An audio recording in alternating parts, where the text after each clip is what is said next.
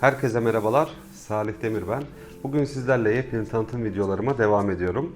Bugün 3+1 dubleks bir daire inceleyeceğiz. Didim Hisar Mahallesi'nde bulunuyoruz. Burada fiyat performans olarak alabileceğiniz hem yaş olarak oldukça genç bir bina hem de metrekare olarak oldukça büyük bir dubleks sahibi olabilirsiniz.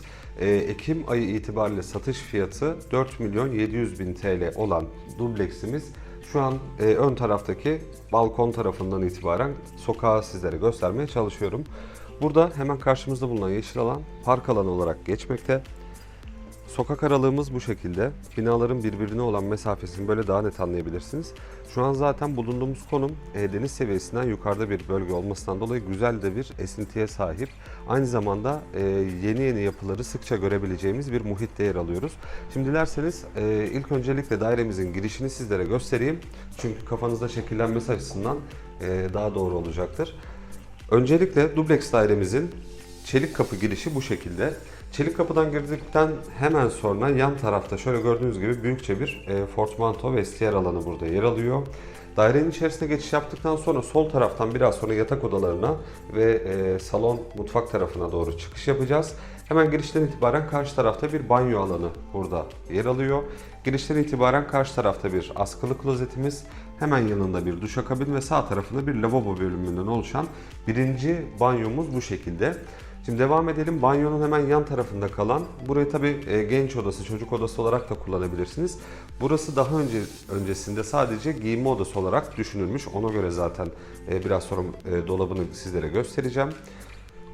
İçeriye girdikten sonra geniş bir cam mekan alan burada yer alıyor ve sağ tarafta gördüğünüz gibi giysi dolapları böyle raflık halinde dizayn edilmiş. Ve tabii perdeyle kapatıldığı takdirde dışarıdan içerisi gözükmemesi için burada güzel bir şekilde çamaşırlarınızı, fazlalık eşyalarınızı koyabileceğiniz bir depo olarak da kullanabiliyorsunuz. Geçelim diğer odamıza. Diğer odamız gayet yeterli büyüklükte ki daha öncesinde sanıyorum burası çift kişilik oda olarak kullanılmış. Çünkü aynı zamanda balkonda geçiş imkanı olmasından dolayı burası daha da kullanışlı oluyor. Şimdi balkon bölümüne çıktıktan sonra L şeklinde arka tarafa doğru ilerleyen bir balkon alanımız burada yer almakta ki zaten aslında şöyle gösterelim. Burası istenirse kapalı cam balkon haline de getirilebilir. Fakat genellikle yazlık amaçlı kullanımlarda böyle büyük balkonlu daireler, büyük balkonlu dubleksler daha çok tercih ediliyor. Ki zaten terası da oldukça büyük. Biraz sonra orayı da sizlere göstereceğim. Açık alan konusunda gayet yeterli bir kullanım alanı burada yer almakta. Tabi dairemiz içerisinde kullanılan malzemeleri de hemen sizlere tarif etmeye çalışalım. Kapılar beyaz renkli, bildiğimiz üzere Amerikan kapılar burada tercih ediliyor. Zeminde laminat parke çalışmaları ve tavanda özellikle spot aydınlatmalar, dekoratif amaçlı kullanılan aydınlatmalar özellikle antre bölümlerinde oldukça avantajlı bir şekilde bizlere sunulmuş. Şimdi merdivenleri kullanarak üst kata çıkıyorum fakat üst kata çıktığımda özellikle dairemizin tavan yüksekliği ki zaten hatta şöyle gösterelim. Merdivenden itibaren olan tavan yüksekliğimiz oldukça geniş ki zaten çatıdan da pay aldığı için şöyle gösterelim. Eğimli bir tavan yapısına burada sahip oluyoruz. Öncelikle şöyle salon tarafını sizlere gösterelim. Salonumuz gayet yeterli büyüklükte ve zaten buradan da teras alanına geçiş yapılabiliyor. Hemen karşı tarafta TV ünite alanı olarak kullanabilirsiniz. Onun haricinde salon büyüklüğümüz yaklaşık 22-23 metrekare büyüklüğünde olduğunu söyleyebilirim. Burada rahat bir şekilde koltuk takımlarınızı burada istediğiniz düzende konumlandırabiliyorsunuz. Burada da yine tavanda spot aydınlatma kullanılmış. Oldukça mantıklı olmuş. Şimdi salondan ziyade şu orta alanın şöyle göstereyim, hatta merdivenden çıktıktan sonraki orta alan kullanımı oldukça güzel. Burada hiçbir şekilde sıkışıklık yaşamadan odalar arasında yine mutfak banyo arasında geçiş yapabiliyorsunuz. Üst katta bulunan şöyle banyo kapımızı açarak gösterelim. Üst katta bulunan ikinci banyo kullanım alanımız bu şekilde. Karşı tarafta bir duşakabin alanı, hemen sol tarafında askılı bir klozet ve girişten itibaren ilk başta ise duran bir banyo lavabomuz yer alıyor. Tabi dubleks dairemizin gördüğünüz üzere mutfak bölümünün ayrı olması hem kullanış açısından oldukça pratik çünkü Didim'deki artık birçok yeni yapıda açık mutfak tercih ediliyor metrekareden kazanılması için ama burasının kullanım metrekaresinin geniş olduğunu zaten sizlere söylemiştim. Bunun avantajlarından bir tanesi ise ayrı mutfak imkanı bizlere sunulmuş. Yine mutfakta tezgah alanında çalıştıktan sonra istenirse tabii karşı taraf hem masa sandalye koyulabilir bir alana çevrilebilir veya burası da yine dolaplarla dizayn edilerek çay kahve standını burada konumlandırabilirsiniz. Dairemiz içerisindeki sıcak suyu gördüğünüz üzere termosifon sayesinde kullanıyoruz. Yine bunun hemen altında ise çamaşır makinesi bağlantınızı yapabiliyorsunuz. Gelelim 3. ve son odamıza. 3. yatak odası kullanımımız bu şekilde. Açıkçası metrekare açısından büyük fakat yine burası düşünülürse bir genç odası olarak da kullanılabilir. Çift kişilik misafir odası olarak da kullanılabilir. Tekrar bu yatak odasından antre alanına doğru baktığımızda ise gördüğümüz gibi dubleks dairemizin merdivenleri direkt orta kısımdan çıkmasından dolayı içeride ferah bir görüntü oluşturulmuş. Şimdi gelelim teras kısmına. Evet, teras kısmını açtıktan sonra karşımıza bu şekilde güzel bir teras alanı çıkmış oluyor. Hatta ben şöyle tam köşe konuma gelip kameramı tam terse çevirmek istiyorum. Terasımızda tabii hem gölge alanı oluşturulması için hem de akşam saatlerinde kullandığımızda aydınlatmamızı da sağlayan bir çatıyla burası bir tente yardımıyla kapatılmış. İçerisi oldukça büyük, terası gayet yeterli büyüklükte. Tabii teraslarda genellikle barbekü görmeye alıştık. İstenirse buraya sonradan ilave ettirilebilir.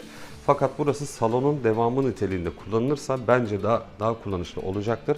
Çünkü özellikle şöyle salon kısmına doğru bakalım, sokak kısmına doğru baktığımızda önümüzün ferah olması, yine yapıların bizden uzakta yer alması burada güzel bir şekilde özellikle gün batımı saatlerinde burada çok kolay bir şekilde oturmamızı, sürekli olarak kullanmamızı bizlere sağlıyor. Evet, kısacası 3+1 dubleks dairemiz fiyat performans olarak düşünebileceğiniz en mantıklı seçeneklerden bir tanesi. Ekim ayı itibariyle satış fiyatı 4.700.000 TL'den küçük de bir pazarlık payı bulunuyor. Bu fiyatlara genellikle Didim içerisinde 2+1, 50 metrekare, 60 metrekare 2+1 daireler bulabiliyoruz. Ama bu şekilde düşünürseniz 3+1 dubleks ayrı mutfaklı yaklaşık 100 metrekare büyüklüğündeki aynı zamanda bina eşi olarak da 6 yıllık, 5-6 yıllık bir yapı almış oluyorsunuz. Hem buradan Mavişehir plajına hem Altınkum plajına oldukça yakınız.